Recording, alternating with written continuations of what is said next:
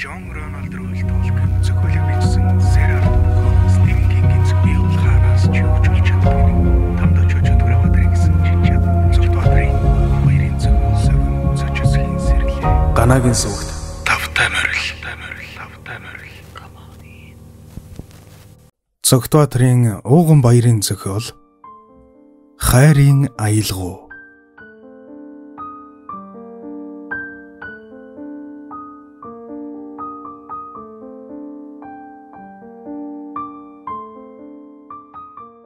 Ингээл нэг өдөр ажиллаа хийгээд сууж байтал надад хаяглагдсан нэгэн дугтуутай захиа ирсэн.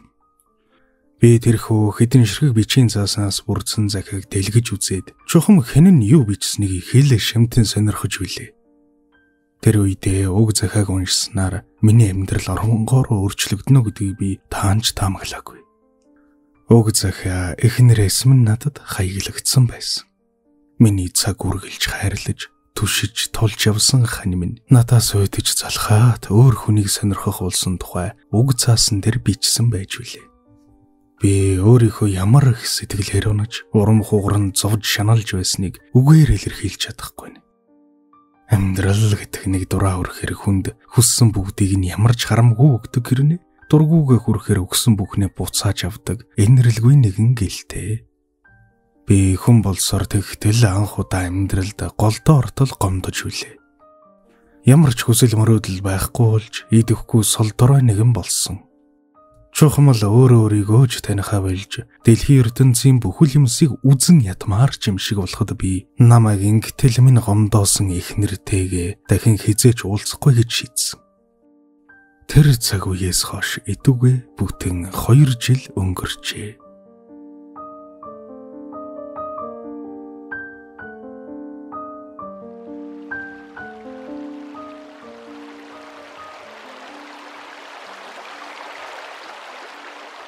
Би яг одоо булгийн ойролцоо зүлгэн дээр дээшээ харж хөвтөөд усны урсгал сонсонгоо ийн өнгөрсний тухай эрг зүүлэн бодож байна.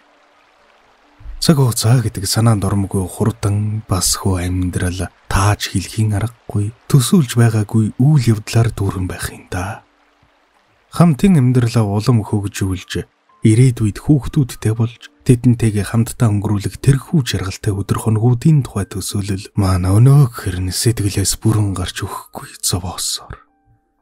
Би энэ өнгөрсөн хугацаанд өөрөөсөө ямар алдаатай зүйл хийсэн тухайга цаг үргэлж асуусан.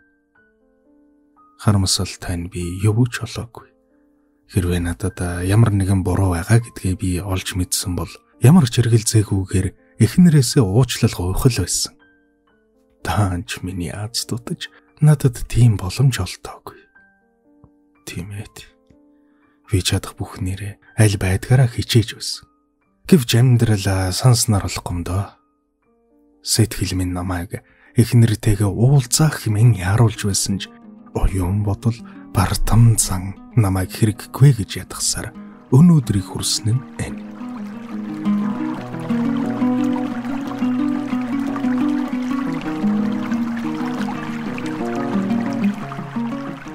Энхүү өнгөрснийг эргэцүүлэн бодох тусам сэтгэлийн шаналл минь нэмэгдэж байгааг ойлгоод би өөр зүйл бодохыг хичээлээ. Би эргэн тойронд байгаа зүйлүүдтэй анхаарлаа төвлөрүүлж байгаль дэлхийн чимээг сонсохоор шийдэв. Усны урсгал чихэнд чимэгтэй сонсоход үнэхээр таатайж. Ус урсгыг сонсоод байх тусам л сэтгэл зөөлрөх шиг болж урсгал ус сэтгэлийн минь зөвөрийг хуваалцах мэт. Би ингээл усны урсгал сонсож хөвцсээр бүхнийг мартчихвол хүн сайхна гэж бодож байтал сэтгэлд маш дотно хачин танил гитарын аялгуу энэхүү усны урсгалын хажуугаар сонсогдхон тэр.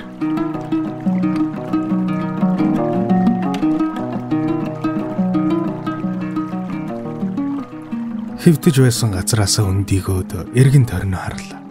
Сайн сонсон аялгуу яалтчгүй эхнэрийн минь хамгийн дуртай цаг үргэлж тоглож байдаг байсан тэр аян мөн байв. Зүрхний минь зөхөлд мэдгэдэггүйц түргсээд ирлээ. Энэ ая чухам яг хаанаас дуурайд байгааг тааж ядсаар бүр босоод зогсов. Гэтэл миний зогсож байгаа газараас холгүй хин хідэн оюутан бололтой өгтүүд Тойроод суужчихсан, нэг нь гартаа банзан гитар барьчихсан. Эхэл эвдүү муутай тоглож байгаа нь нүдний өртгөн дээр. Чаавас гэж миний төсөөлсөнчлэн эхнэр минь тэнд байсангүй. Уг нь эхнэр минь байсан бол гэсэн бодол төрөх үед сэтгэл нэг л тавгүйрхийд ирлээ. Ингээд хэсэг зур тэнэгэлзэж байснаа өнөөх гитар тоглож байгаа охтыг зүглэн алхлаа. Намайг тэдэн рүү нилээд ойртон очиход тэд гитар тоглохоо дуулахаа болон над руу ээлдгэр харцгаав. Би ч тэдэнтэй мэдлээд зүлгэн дээр завлан суулаа. За, охтууд амарч явна уу? Тийм ээ хаа. Та энтхий өнөө? Үгүй ээ, би ч бас та нарын л эдлийн амарч явна. Ганцаархна юу? Тийм ээ, ганцаархна.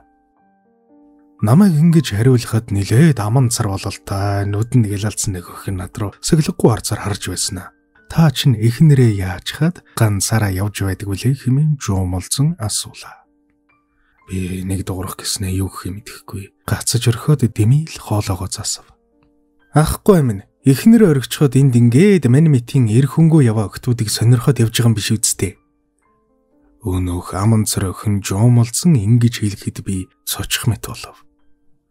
Тэгээд хэсэг зур сууж байснаа. Ер нь энэ хэдэн охтуудтай хэл амаа ололцохгүй юм шиг байна гэж бодоод явахаар өндийхэд тэдний нэг нь "Аха, та ундаа ууж юм идэлдэ" хэмээн зочломтгой аашилхан дээр. Надад түүний урилгыг хүлээж авах өчүүхэн ч хүсэл байсангүй.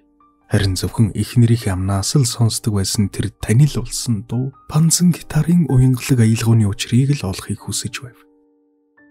Бүхэл бүтэн 2 жилийн дараа энэ аялгауг дахин сонсоод сэтгэл нэг л хачин болчоод яахаа мэдэхгүй байсан хэрэг.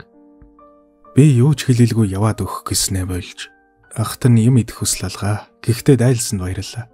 Харин нэг асуух юм байна гэж хэллээ. Гэтэл аман цараас босоод өгтүүд над руу асуусан харцаар харан тэгэлдээ гэцгээв. Ер нь бол саяын та нарын тоглож байсан гитарын аялгау дуулж байсан дуу чинь миний сонирхлыг их татаад энэ тухай асуух гэж та нар дээр ирсэн юм. Уг нь наад дуугч нь миний хамгийн сайн мэддэг байсан нэг хүн өөрөө зөхөөгөөд тэгээд түүнийг өөрөө дуулдаг байсан. Энд тентхийн FM радиогоор нэг ч удаа цацаж байгаагүйг нь би сайн мэдэж байна. Гэтэл арай энд санамсаргүй хэвтэж байгааг сонсоод бүр гайхчлаа. Хөөх тийм үү? Хэмээн түрүүнээс хойш нэг ч удаа ам нэгээгүй өхөн уулгалтаад өнөөх гитар тоглон дуулж байсан найз руугаа хандан. Хандаа. Хэрвээ энэ ахын хэлж байгаа үнэн бол чи наад дууга хаанаас сурсан юм бэ гэж асуулаа. Чухмал энэ л асуултыг би асуух гээд шууд асууж чадахгүй гайхаж байсан юм. Ингээд өнөөх гитар бариад сууж байгаа охины амнаас гарах аваа бүрийг алдалгүй сонсохоор зогсож байсан газраа би хөшөж өрхөн тэрэ. Энэ дууг би эмнэлэгт байхдаа нэг ихчээр залгасан. Тэр их хөөрхөн царайлаг ихч байсан. Ёстой гоё ааштай бас надад их сайн байсан шүү. Охины хэлсэн эдгээр үгсийг сонсоод сонирхол минь өмнөхөөсөө бүр илүү босоод ирлээ. Би юу гэх юм мэдэхгүй алмааран зогсож байснаа. Миний дүү тэр дуу заасан ихчигээ тухай өөр юу мэдэх вэ? Түүний тухай яриач хэмээн асуулаа. Өнөөхөөх нь над руу огтхонж гайхсан янз бүрээр харснаа үргэлжлүүлэн ярьж гарах нь тэрэ. Хөөхий тэрэгч ямар ч амьд үлдэх найдваргүй хүнд өвчин туссан хэрнээ сэтгэлийнхээ шаналлыг ерөөсөө ил гаргадаггүй байсан үнэхээр бахархмаар байсан шүү.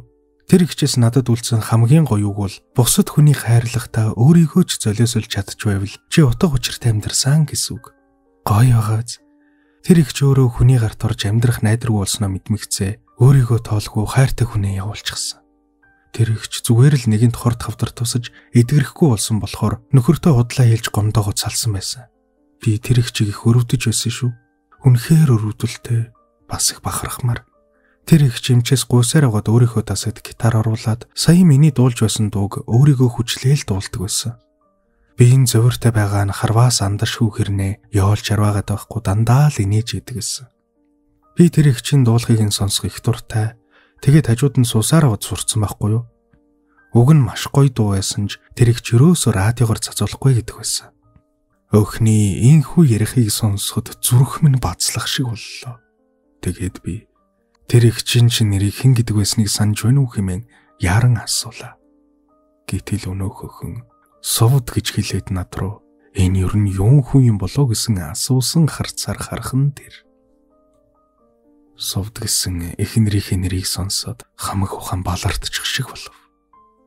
Эхнэр минь хүнд өвчнөө нуун байж намайг явуулаад хамаг л зовлонгоо өөрөө ганцаараа үрхээр шийдсэн байж. Би өстой л аянган нэргүүл саятай боллоо. Тэгээд бас хажуухаар нь эхнэрээ өнгөрч гисэн байх хэмээн айв. Учир нь сая ярьдаг өхөн дандаа л өнгөрсөн цаг дээр яриад байсан болохоор тэр. Гэтэл харин ч нэг бурхны авралаар яг ч тийм биш вэ. Эхнэрийн минь тухай саяын ярьдаг өхөн зүгээр л эмнэлгээс харахаас өмнө үзэж харснаа ярьсан нь тэр байж. Түүнийг эмнэлгээс харах үед эхнэр минь муу байсан болохоос биш арайч өнгөрчхөөгөө байсан гэв.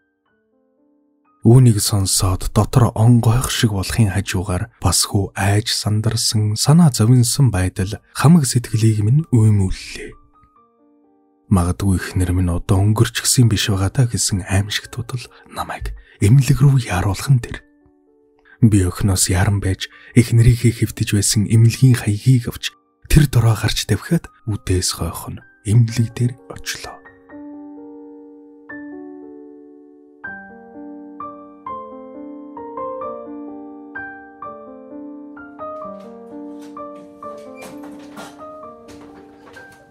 Хэвтэж эмчлүүлэгсдийн дотроос совд гэсэн эхнэрийнхээ нэрийг хайгаад олсонгүй. Нэг сувлэгчаас сургалвал мэдгүй одоо л тийм хүн байхгүй гэсэн хариу сонсоод гол минь харлах шиг болж зөвхөн өөртөө л сонсогдох үцаар би хоцорчгож хэмээн шимэллээ. Нэг л мэдгээд хоёр нүдийг минь таган нулимс урсаж сэтгэл зүрх минь тийм хийхин аргагүй хачин ихэр уймэрч гэлээ. Өөрийгөө хараач удалгүй бүр үзэн ятаж эхэллээ. Хөөх. Хамгаас хайртай тэр нандин бүсгүйхээ намайг хайрлсан тэр хайрыг ойлголгүй гомдож явсандаа өөрийгөө зүхэд барсангүй. Зүрх минь зүсгдэх шиг болж өөрийгөө хизээж уучлж чадахгүйхээ би ойлгож байлаа. Хизээ хурч ирээд суучихсан юм бөө. Нэг л мэдхэд би эмнэлгийн нэг нарийн хонголд явган сууж байв. Ухаан минь орон гарan болчихж. Бурхан минь та харахгүй явта. Хамгаас хайртай байсан эхнэр минь энд өнгөрч гэж. Бодвол намайг хүлээж л байсан байх та. Гэсэн бодол зүрх сэтгэлийг минь улам бүр хүндүрлүүлж бүр галзуурахад хүрхэн тэр. Өөрийгөө зүгсээр бүр амиа хорлох ухааны юм бодож эхлэв.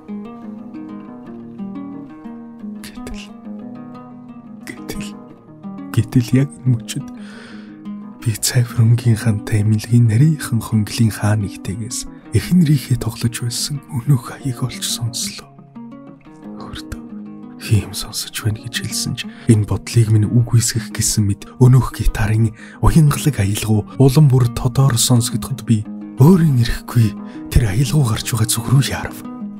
Арай эхнэр минь тэнд байх юм биш үзгэлсэн гордилгын зул сэтгэлд минь батамлан асаж цаанаас нь гитарын аялгау сонсогдож байгаа хаалга руу гүн хүрмэгцээ яран нэ.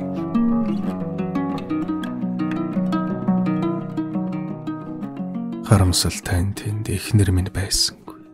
Харин өөр танихгүй нэгэн бүсгүй өнөөх аялгау тоглоод сууж байлаа. Уран минь хугарч над руу гайхан харж байгаа хүмүүст юу гэж хэлхээж мэдсэнгүй. Зөвхөн эхнэр минь үнэхээр энд байж тэгээд өнгөрч гэж гисэн хатуу бодол сэтгэлээ минь хамгийн нандин утсыг таслах гэсэн мэд завчлан буулаа. Хоёр нүдийг минь даган нулимс урсаж илий балай болсон би хаалга налан зогссоор байсанд гитар тоглож байсан үл таних бүсгүй. Та совд игчийн нөхөр нь биш үз хэмээн пал хийтэл асуухан тэр. Би нэг муухан толгоогоо төхөх чаydахад өнөөх бүсгүй нүр гэрэлдээд ирснэ. Ашгүйтэй хэмээн уулгалтлаа. Би яагаад ингэж уулгалцсны учрыг олсонгүй. Бүр олохыг ч хүссэнгүй. Гэтэл өнөөх бүсгүй сууж байсан орон дээрээсээ босч ирээд суудагч тантай уулзаж чадахгүй байх та гэж их санаан зовж байсан шүү. Өөрийгөө үхэн гэдэгтээ итгээд хайртай хүнээ эртгэн шиг өөрөөсөө холдуулахын тулд худлаа хэлээд явуулчихсан тухайга ярьж байсан. Гэтэл ямар ч найдваргүй гэж онцлогдож байсан тэр өвчин нь эдгэрээд эмнэлгээс арчихсан. Та энэ тухай мэдсэн үү гэхэн тэр.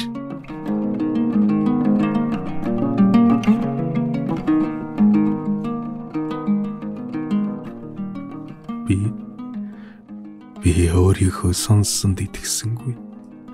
Шаналсан сэтгэлд минь дахин гэрэл гийж хитрхи их баярлсан даваалаад толгой эргэн хөлөм нь гуйвах шиг болгон тэр. Манай нэг мундаг эмч дэлхийд даяар ямар ч найдваргүй гэгддэг тэр хорт хавдрыг эмчлэх аргыг олоод хамгийн түрүүнд хизээ мэдгүй болчоод байсан сувдагч дээр хэрэглэж үзээд 100% үр дүн төрсөн шүү. Сувдагч таныг ингээд ороод ирнэ гэж төсөөлөөчгүй байсан да.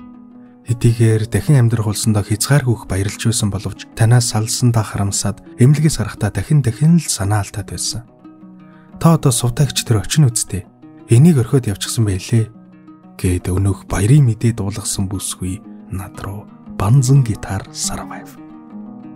Эхнэрийн минь тухай ярьсан эдгээр үгс арай л зүү түш үздэй гэж бодоход дахиад л хоёр нүднээс минь нулимс тусалж эхлэв.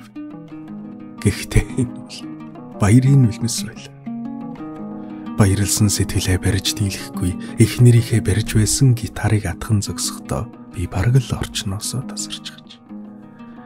Гэтэл энэ үед Яна би гитар орхичихсан байна гэсэн танил хоолой сонсогдсоор өрөөний хаалга алгуурхан нэгдэхэд би эргэн харлаа. Тийм ээ. Тэнд зогсож байгаа бүсгүй үнэхээр миний сувдаа мөн байх нь тэр. Тэрээр намайг хараад ямар ч хөдөлгөөнгүй хөшиж өргсөн байх бөгөөд гагцхуу хоёр нүдийг нь нулимсан туслууд бүрхэж нүүрэнд нь аз жаргалын шил тодорч байлаа.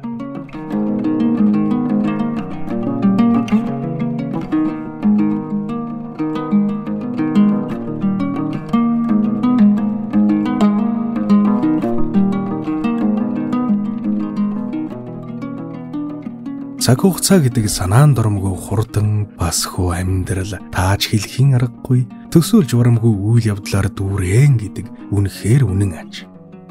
Би машиныхаа хөгжмийг асааж хамгаас хайртай эхнэрийнхээ тоглосон хайрын аялгыг сонсоод түүнийхээ хүүтэйгээ хамт намайг хүлээж байгаа гэрийнхээ зүг аз жаргалтайгаар хурдаллаа.